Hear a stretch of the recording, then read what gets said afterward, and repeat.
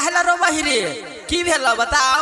अरे की बताइयो रे यारवा, हमार मलवा पर कल छेका आवे वाला रे बप्पा, हम कैसे रहबो रे भैया।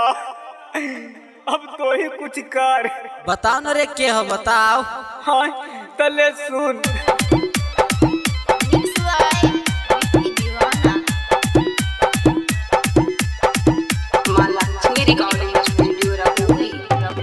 अरे काले आइतै मलबा पर छेका रे यारबा, रिश्ता लगलै बड़ी दूर। अरे काले आइतै मलबा पर छेका रे यारबा, रिश्ता लगलै बड़ी दूर।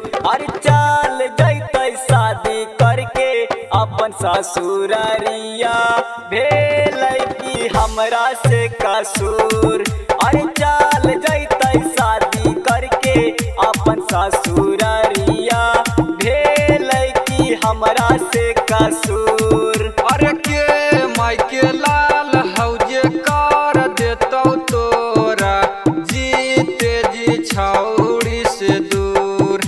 अरे के मायके लाल हौजे कर देतौ तोरा, जीते जी छौड़ी से दूर। अरे राई फल के नोक पे नालंदा के चौक पे, भर दी है मंगिया में सिंदूर। अरे राई फल के नोक पे राहुई के चौक पे, भर दी है मंगिया में सिंदूर।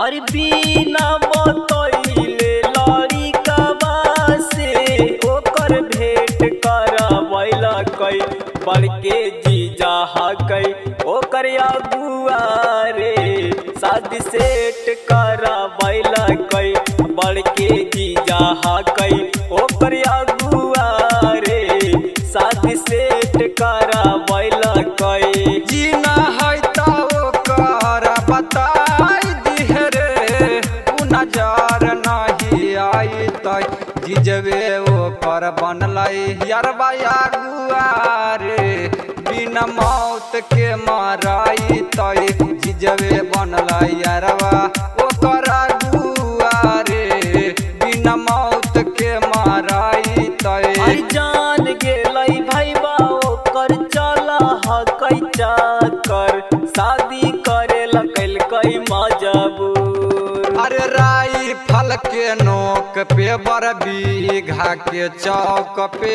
डाल दी है मंगिया में सिंदूर। अरे राई फल के नोक पे जहानाबाद के चौक पे, भर दी है मंगिया में सिंदूर।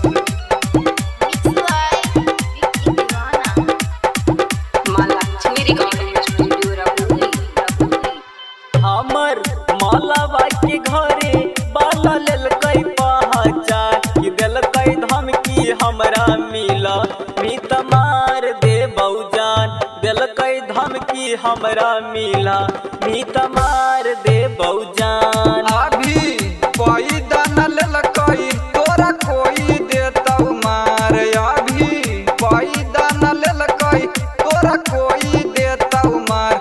सभे जाना है रे यारवा, बिहार के छौड़ा है रंगदार।